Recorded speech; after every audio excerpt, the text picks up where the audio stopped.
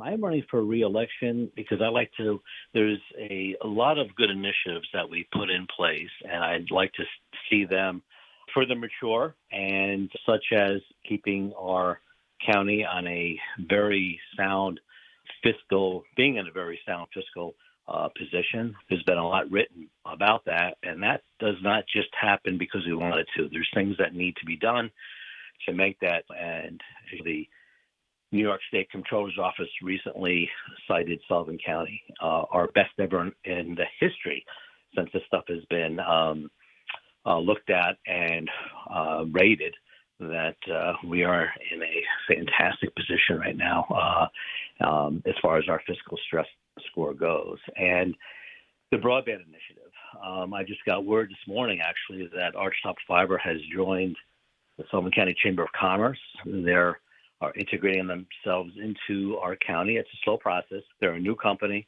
literally starting from zero, if you will. Moved into the area over in Ulster County in Kingston, and they have very ambitious plans to go throughout the region. Sullivan County was the first one to jump on board the Archtop train, if you will, and we're very excited what the future holds for having a fiber to the home solution in our county. This is something that will take multiple years to obtain, but we're moving in that direction, and it's fantastic to have a partner like that. The other piece of the broadband that I've been working on is the outfitting our wireless towers, and as a federal government and grants, it is I've said this multiple times, an exercise in extreme patience, waiting and waiting and waiting and waiting, month after month, to get things going. It's very frustrating, but we're continuing to work along those with the federal government and to get basically, I'll just step back a minute. Everything you do once you get awarded a grant has to be approved, every single thing. We're waiting on getting bid documents approved to go out and get a wireless provider, and that's been going on now since May, and it's crazy. And I'm frustrated. A lot of people are. We were excited to get the grant funding, but the strings that come with it, it always does. But there's a tremendous amount of waiting, and with the federal government, with talks of shutdown and shutdowns or what have you, that doesn't make things easier either. And we're trying to advocate to move that along, but we can only do so much here. And so right now that's where we're at with that. But also another thing is education. The Sullivan Promise program has been a huge success, and just like to expand on education. I think that's one of the most important things in the county. Our community college, the trades program, which we have started up with BOCES. We did light construction. Now welding class is underway. And I like to see those things and grown upon. I think that's one of the biggest things that we can do in a county to become more vibrant, successful, economically successful. It starts with education. Let's talk about healthcare. Rural healthcare access is a critical concern, especially with now what's going on with not only the adult care center for the older adults, but what's happening with Garnett, especially during the pandemic. There was loss of some services. What initiatives have you done or proposed to ensure that residents in remote areas of the county have access to quality healthcare services? Obviously, county government cannot force anybody to do anything. And you have to have the hospitals, healthcare, they move into a rural area. They want to provide a service, but in order to keep that service going, they need to be financially stable and successful when they move in, because nothing can exist if it's not. And that is the challenge, not just here, but all across the state and other states in rural areas. We often, as a county, have to react to what the environment the state has created with healthcare or the federal government. And it's tough. And the Garnett, we've met with Garnett, and they have expressed to us that they don't want to go anywhere. But just Garnett and other areas, there has been this model that small rural hospitals like we have here, they'll do some emergency care and a few other things, but then they will ship out more serious conditions or specialties to a larger area. And they'll do that from Middletown, and they'll even ship them down closer to the city. And it is a challenge. We can work with the likes of Garnett, and as from a county standpoint, which is, like I said, it's limited to what we can do. We have a willing partner to be in the area. We want them in the area, and they have expressed an interest in finding another location. The Harris campus was built back in the 70s. Now, in healthcare back then was much different than it is today. Right. And I think they're looking to be able to obtain the capital to build a hospital that will make them more efficient and provide a better service to the folks. But it's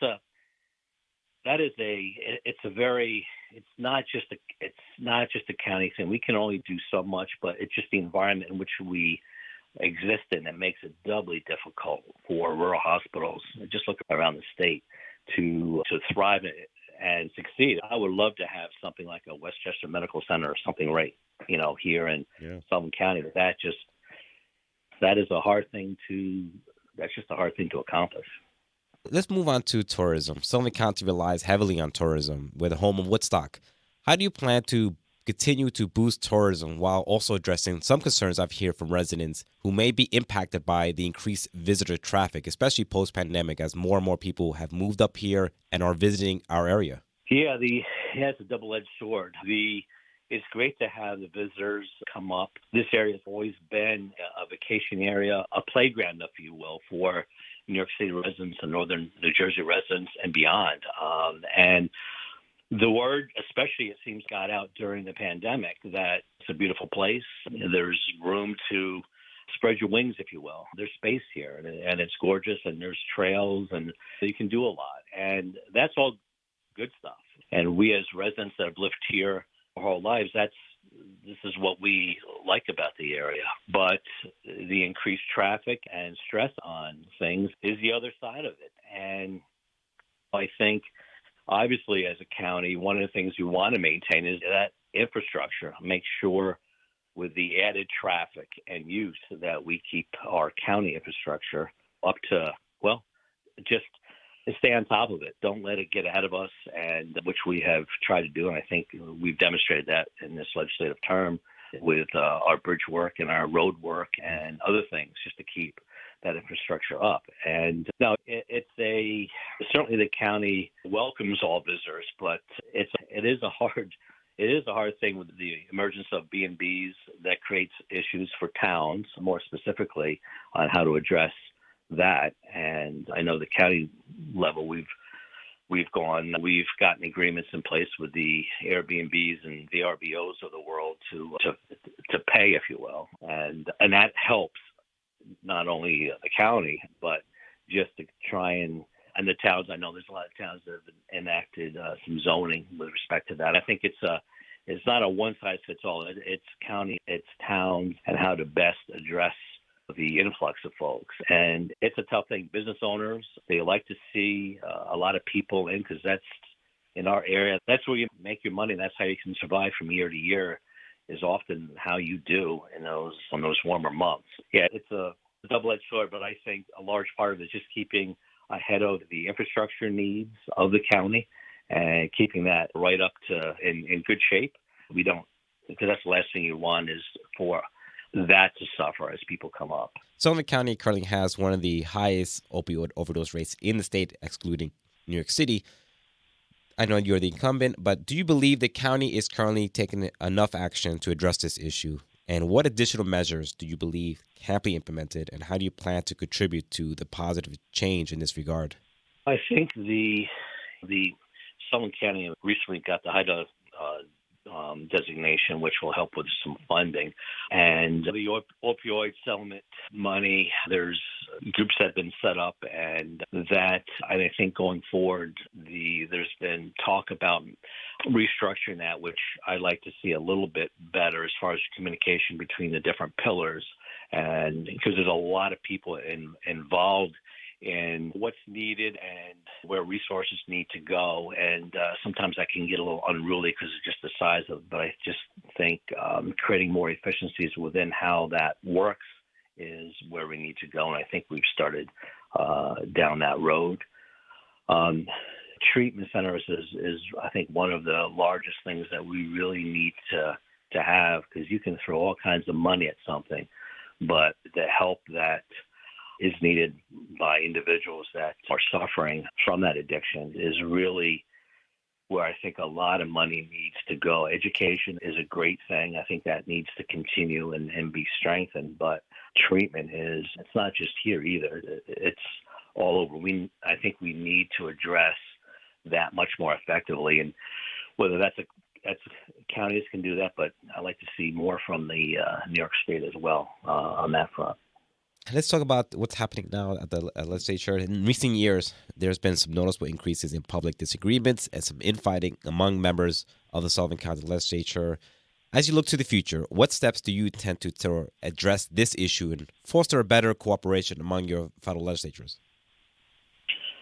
The quorum's always important, and I've been around for a while. I'm in my 20th year of being in elected office of one board or another, and this has been the most challenging. There's an awful lot mentioned about the chairman but it's beyond that, quite frankly. I've seen it up close and personal since even before we took the oath of office, and sometimes it wasn't so much about a political one party or the other, Republican, Democrat. It was almost like it was old and new when we first got going. I think that's morphed a little bit now. I've said this before in meetings, say it again, that there's a lot of folks that need to look in the mirror, and it's very hard collectively as a group. You need to agree on how the body will conduct themselves, and it's hard to get that on track when there's multiple individuals, and I'm going to stress out multiple individuals that do not want to do that, quite frankly.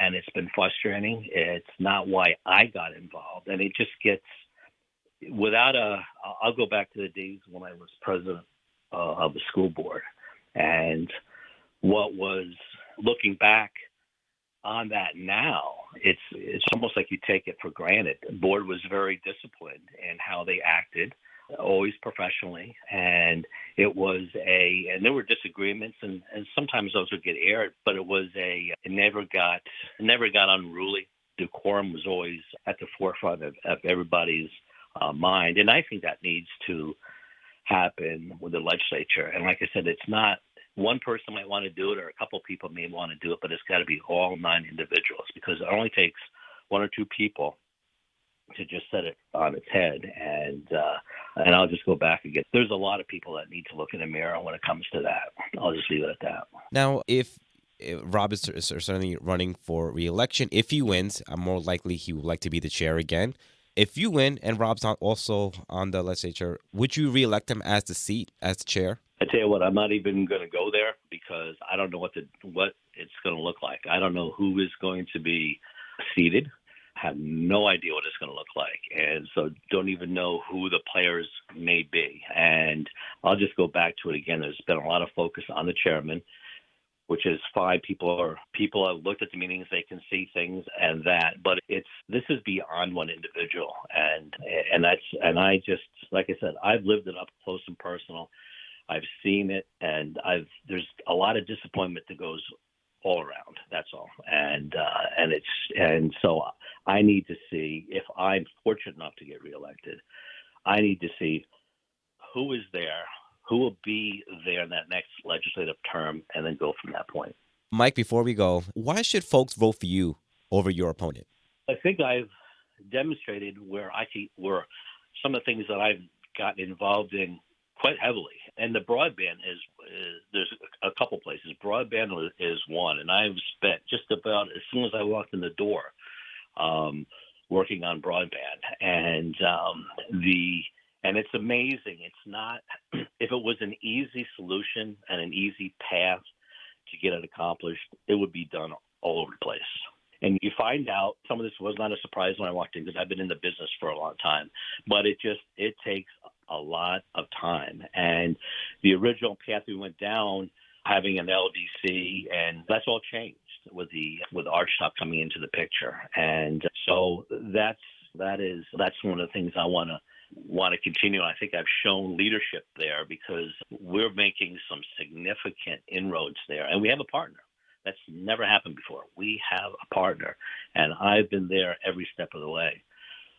Sullivan Promise is a big thing that I have. Of course, I'm the chairman of the Government Services. The college falls under that committee's purview. And education is a big thing that goes back to my school board days, 12 years on a school board. And that is so important. And I want to continue to show the leadership from a group that bought Sullivan Promise to Sullivan County, and that has created a career and tech avenue for folks. And I want to expand on that. I think it's crucial, it's critical, and I've been involved firsthand, and I want to continue to stay involved there. And no matter all the things that we do, it's always maintaining that fiscal strength, because without fiscal strength, you can talk a lot, and a lot of people talk a lot, but you can't get it done without going into some severe debt. We paid a lot of debt down early. The energy tax was sunsetted early. I think those types of things, wanting to bring broadband and educational opportunities and so on and so forth without burdening the taxpayer anymore. We pay enough in taxes, and it's how you spend the money and how you allocate it. And I think I've shown what I'm about, what I'm for, and it is about the taxpayer and bringing services and finding that balance. And it's been demonstrated in this term, and I want to continue that. We're talking to Michael Brooks, who's running for re-election on the Republican line for District 3. Thank you so much for talking to us on the program. I really appreciate it, and thank you for letting us know your thoughts on the issues. Thank you. Appreciate it.